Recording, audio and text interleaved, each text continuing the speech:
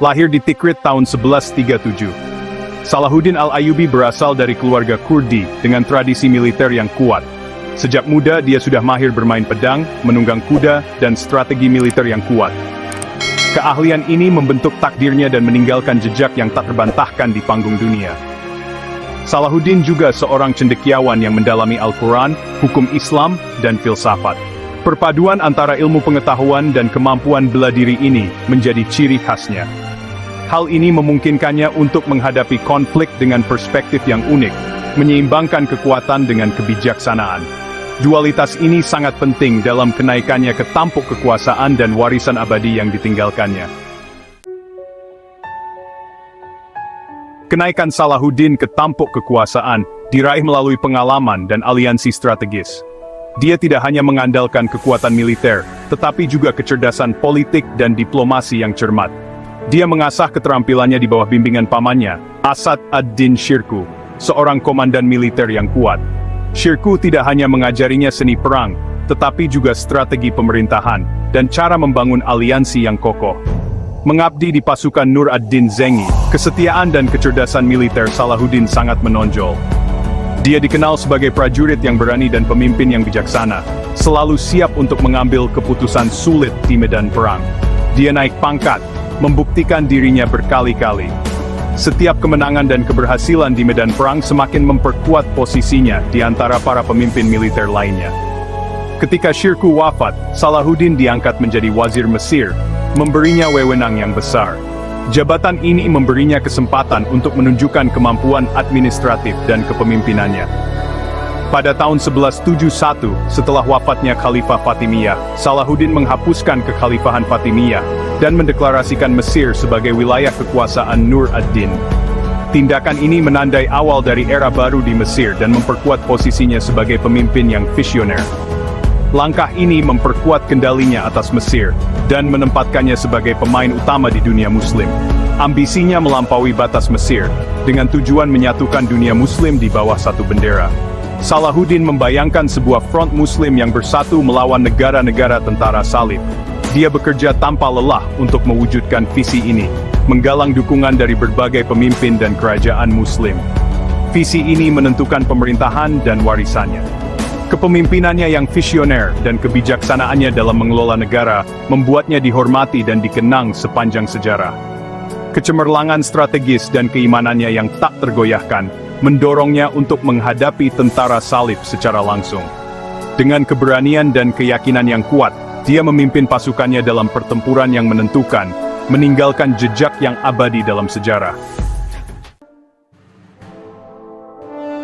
Perang Salib, serangkaian perang agama yang berlangsung selama beberapa dekade, dimulai pada akhir abad ke-11. Perang ini melibatkan banyak pertempuran sengit dan berdarah antara dua kekuatan besar. Ksatria Kristen Eropa berusaha merebut kendali tanah suci dari kekuasaan Muslim. Mereka datang dari berbagai kerajaan di Eropa, dipersatukan oleh tujuan bersama untuk menguasai wilayah yang dianggap suci. Salahuddin, seorang pemimpin Muslim yang karismatik dan cerdas, memandang tentara salib sebagai penjajah yang mengancam keberadaan dan keyakinan Islam. Dia melihat perlunya perlawanan yang kuat dan terorganisir. Ketika dia naik ke tampuk kekuasaan, negara-negara tentara salib sudah mapan di Levant, dengan benteng-benteng kuat dan pasukan yang terlatih. Keberadaan mereka menjadi ancaman nyata bagi dunia Muslim. Didorong oleh keyakinan yang mendalam dan kecemerlangan strategis, Salahuddin bersiap untuk menghadapi tantangan besar ini. Dia merencanakan setiap langkah dengan hati-hati, mengetahui bahwa banyak yang dipertaruhkan. Dia memahami bahwa untuk mengusir tentara salib dibutuhkan persatuan di antara dunia Muslim yang terpecah belah. Tanpa persatuan, perlawanan akan sia-sia dan tidak efektif. Memanfaatkan perpecahan di antara negara-negara tentara salib, dia menggunakan kekuatan militer dan diplomasi yang cerdik. Salahuddin tahu bahwa kemenangan tidak hanya bergantung pada kekuatan militer, tetapi juga pada strategi yang cerdas. Salahuddin memperbaiki hubungan yang retak antara penguasa Muslim yang saling bersaing, menyatukan mereka di bawah panjinya. Ini adalah tugas yang sulit, tetapi dia berhasil melakukannya dengan kebijaksanaan dan keteguhan hati. Persatuan yang baru ditemukan ini sangat penting dalam membalikkan keadaan perang salib.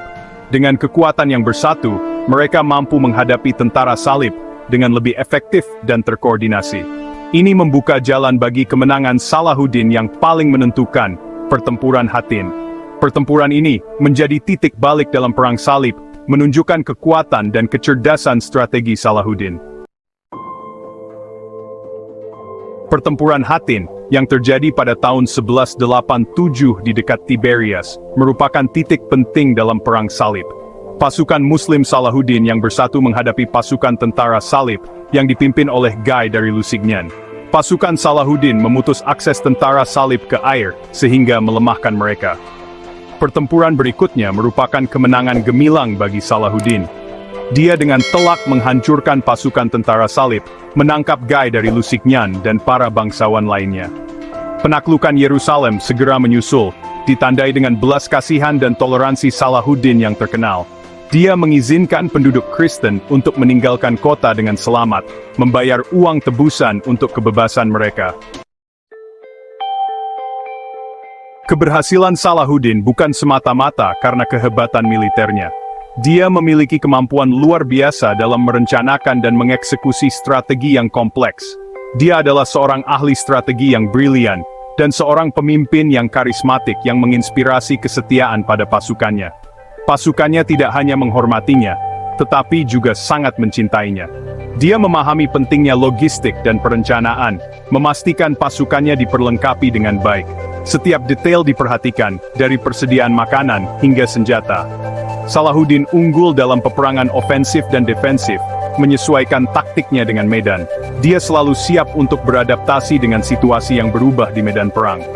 Di luar medan perang, dia adalah seorang diplomat yang terampil, menjalin aliansi, dan mengamankan gencatan senjata yang menguntungkan. Kemampuannya untuk bernegosiasi dengan berbagai pihak sangat mengesankan. Kemampuannya untuk menavigasi lanskap politik yang kompleks sangat penting untuk kesuksesannya. Dia tahu bagaimana memanfaatkan aliansi untuk keuntungan strategisnya. Salahuddin memerintah dengan adil dan penuh kasih sayang, melindungi seni dan ilmu pengetahuan. Dia memastikan bahwa kebudayaan dan pendidikan berkembang di bawah pemerintahannya. Dia mendirikan sekolah dan rumah sakit, dan merenovasi Masjid Al-Aqsa di Yerusalem. Usahanya dalam memperbaiki infrastruktur menunjukkan komitmennya terhadap kesejahteraan rakyatnya. Dia percaya dalam memimpin dengan memberi contoh, mewujudkan prinsip-prinsip keadilan, kesalehan, dan kerendahan hati. Kepemimpinannya adalah cerminan dari nilai-nilai yang dia pegang teguh. Hal ini membuatnya menjadi sosok yang dicintai di kalangan rakyatnya. Mereka melihatnya sebagai pelindung dan pemimpin yang benar-benar peduli. Kepemimpinannya melampaui bidang militer dan politik, memperkuat pemerintahannya. Dia adalah contoh sempurna dari seorang pemimpin yang holistik, yang memperhatikan semua aspek kehidupan rakyatnya. Warisan Salahuddin jauh melampaui prestasi militernya. Dia adalah seorang pembangun yang produktif, dan pelindung seni dan ilmu pengetahuan. Dia berinvestasi besar-besaran dalam pembangunan rumah sakit, sekolah, dan masjid, mendorong pertumbuhan intelektual dan budaya. Salahuddin mendirikan banyak sekolah dan madrasah, mendorong pembelajaran teologi Islam, hukum, filsafat, dan sains. Istana Salahuddin menjadi pusat bagi para cendekiawan dan seniman yang tertarik oleh dukungannya. Masa pemerintahan Salahuddin menyaksikan perkembangan seni dan arsitektur, dengan masjid dan rumah sakit yang megah. Perlindungan yang diberikannya terhadap seni dan ilmu pengetahuan memperkaya kerajaannya, dan meninggalkan warisan yang abadi.